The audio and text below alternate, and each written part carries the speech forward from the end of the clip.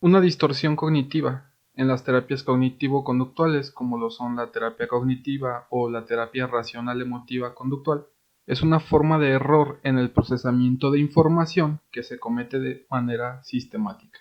Es decir, que es un error que probablemente cometemos una y otra vez.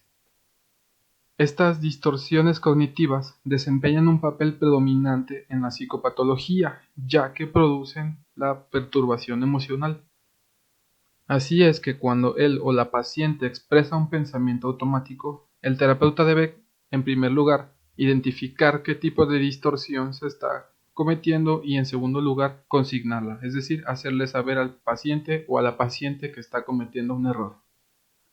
En el ejemplo que tenemos en pantalla, podemos imaginarnos que nuestro paciente nos narra que cuando se encontraba en su oficina, llegó una compañera y no lo saludó. Al preguntarle qué fue lo que pasó por su cabeza, él nos contesta que lo que pensó fue que le caía mal, que le cae mal a dicha compañera, por lo que su emoción, lógicamente, fue de tristeza. Aquí podríamos hacerle ver a nuestro paciente que está cayendo en una distorsión cognitiva, la cual es la lectura del pensamiento, ya que efectivamente aquí se está realizando una suposición de qué es lo que la otra persona está pensando o sintiendo. Y así se procedería posteriormente a realizar un análisis de la veracidad de este pensamiento. Existen muchos y muy variados tipos de distorsiones cognitivas. A continuación les presentamos las más comunes y las más importantes. En primer lugar tenemos el pensamiento polarizado o el pensamiento dicotómico, que no es otra cosa que interpretar los eventos y a las personas en términos absolutos, sin tener en cuenta los grados intermedios, evidenciado esto en el uso de términos como siempre, nunca, todos, aun cuando su uso no está justificado por los acontecimientos propiamente. Un ejemplo de pensamiento dicotómico sería pensar, si no soy perfecto, entonces soy horrible, es decir, o es blanco o es negro.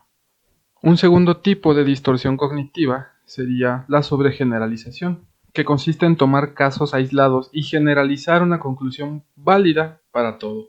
Un ejemplo de sobregeneralización sería aquel hombre o aquella mujer que tuvo una mala relación o una mala experiencia afectiva con una persona y llega a la conclusión de que todos los hombres o las mujeres son iguales. El siguiente tipo de distorsión cognitiva sería la abstracción selectiva, que consiste en enfocarse exclusivamente en ciertos aspectos, usualmente negativos y perturbantes de un evento, hecho, circunstancia o persona, excluyendo todas las otras características.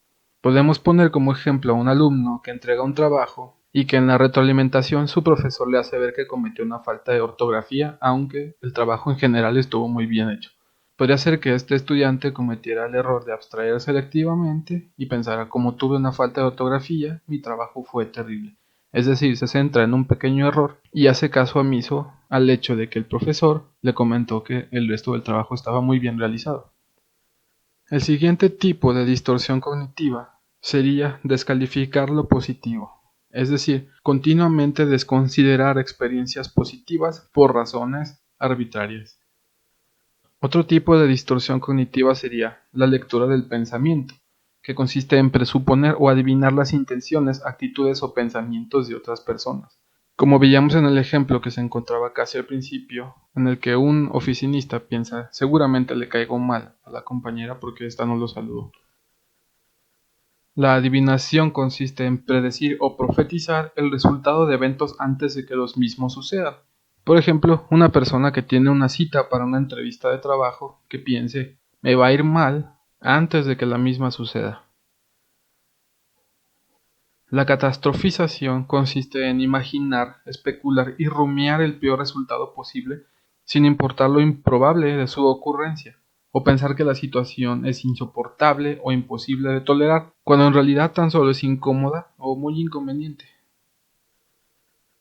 El razonamiento emocional consiste en formular argumentos basados en cómo se siente una persona, en lugar de basar nuestros argumentos en la realidad objetiva. Por ejemplo, si una persona se pone nerviosa en una entrevista de trabajo, puede que piense, sentí que me fue mal, y por lo tanto se convenza de que no va a obtener el empleo. La distorsión cognitiva llamada deberías consiste en concentrarse en lo que uno piensa que debería ser en lugar de ver las cosas como realmente son, y tener reglas rígidas que se piensa que deberían aplicarse sin importar el contexto situacional. Las exigencias se extienden a sí mismo, a los otros o a la vida en general. Por ejemplo, si una persona piensa que la gente tiene que o debe ser amable con ella, cuando esto no suceda, lo más probable es que se va a sentir muy frustrado o enojado. La siguiente distorsión cognitiva es la de etiquetado.